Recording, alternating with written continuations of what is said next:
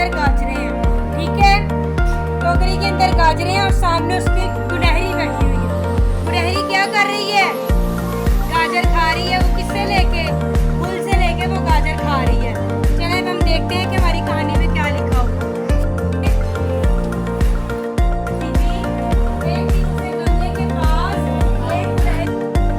एक दिन उसे गमले के पास गुलहरी नजर आई। उसने गुलहरी को खाने के लिए जानवर का ख्याल रखना अच्छी बात है। आपको क्या लगता है कि इसको कोई है दूध पीती है? तो आपको ऐसा होता है ना कि आपको ऐसा लगता है कि आप लोग के दिल में ख्याल आता है कि आप जो है ना उसको प्याली में दूध डालकर